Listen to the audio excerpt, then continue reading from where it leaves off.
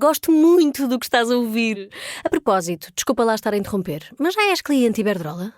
Como não? Então tens de ouvir antes isto. Quem fica na Iberdrola ganha mais. Descontos, vantagens, ofertas e só por aderir ganha 100 euros. Se a poupança e a energia verde também são música para os teus ouvidos, liga 800 500 500. Iberdrola. Meio-dia.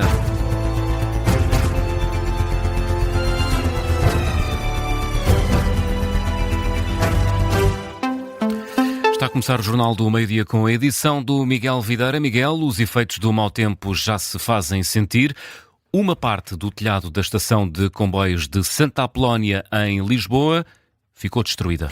As imagens mostram a estrutura no chão, no meio da estrada. Não há indicação de viaturas ou pessoas atingidas pelo telhado.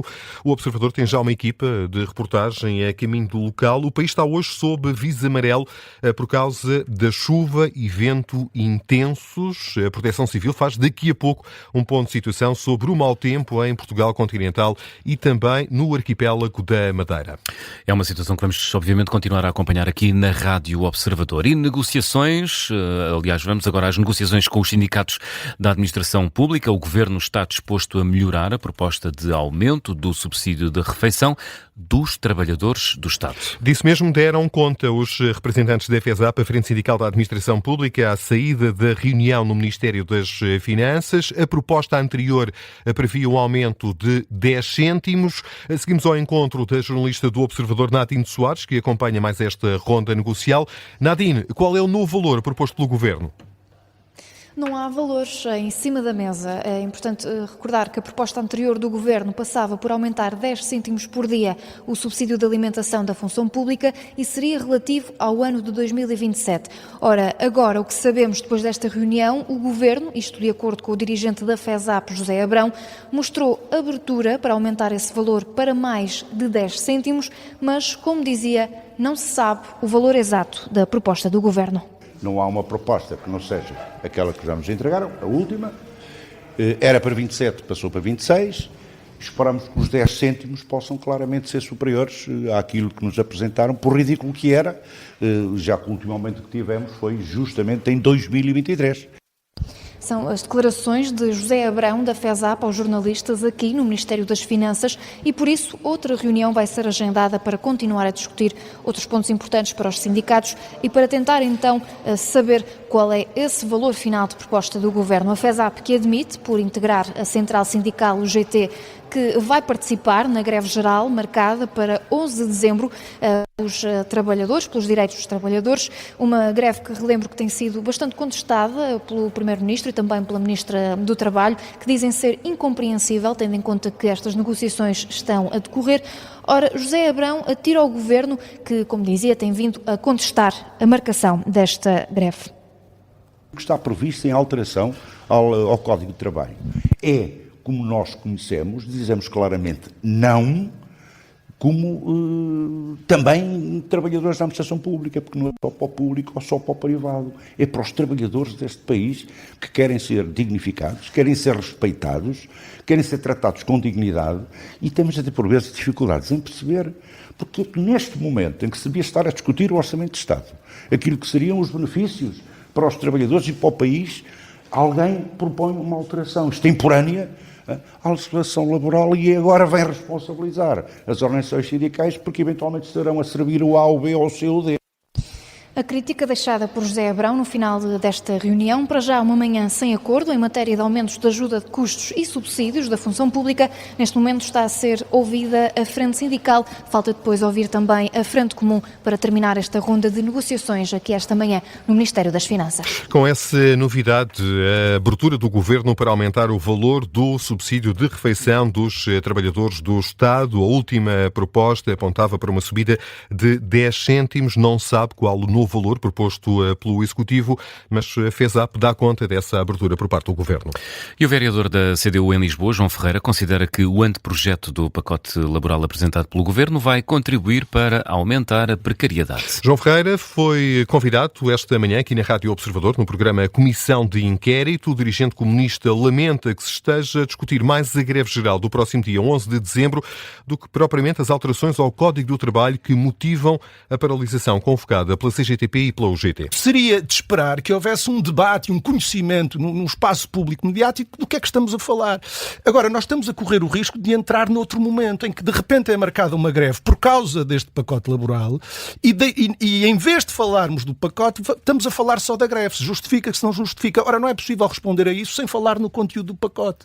E eu diria que não há aspecto relevante das relações de trabalho que não seja tocado negativamente por este pacote laboral. João Ferreira dá alguns exemplos de propostas que considera mais gravosas. O que se quer é transportar essa facilidade excessiva que já existe no caso dos despedimentos coletivos para os despedimentos individuais.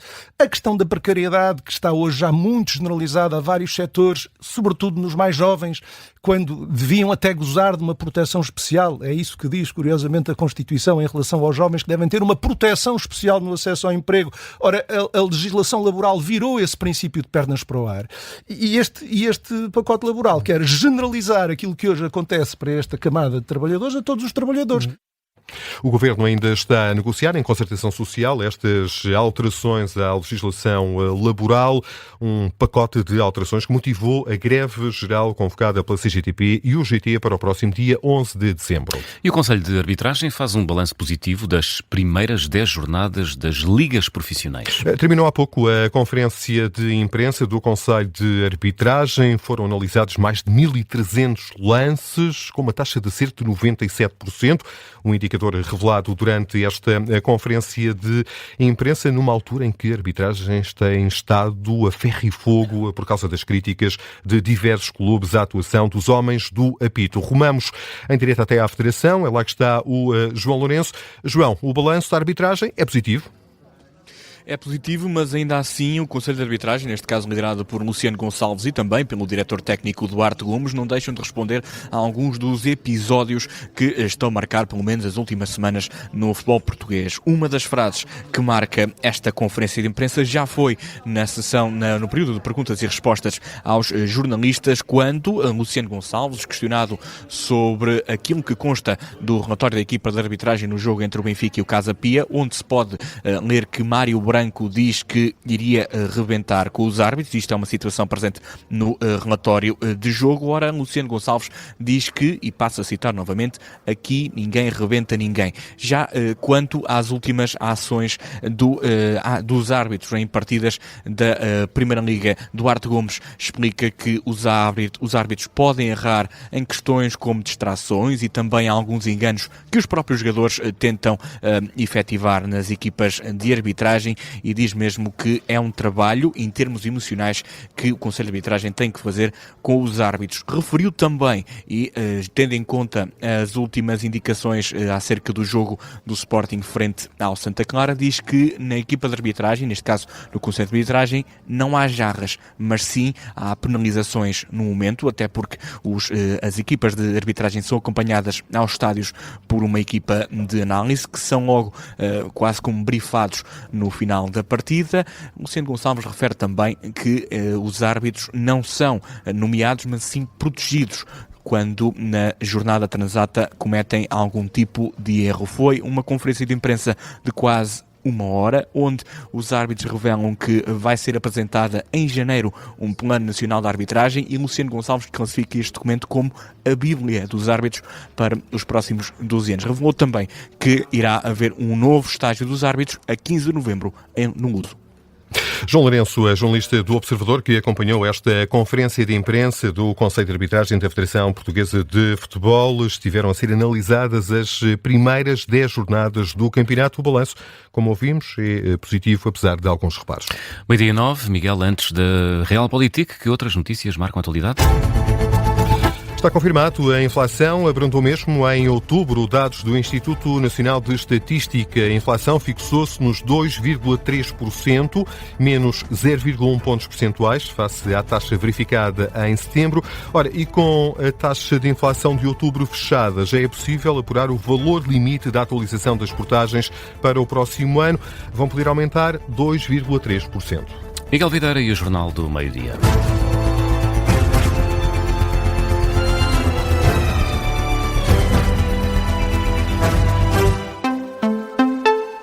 Gosto muito do que estás a ouvir. A propósito, desculpa lá estar a interromper, mas já és cliente Iberdrola? Como não? Então tens de ouvir antes isto. Quem fica na Iberdrola ganha mais. Descontos, vantagens, ofertas e só por aderir ganha 100 euros. Se a poupança e a energia verde também são música para os teus ouvidos, liga 800 500 500. Iberdrola.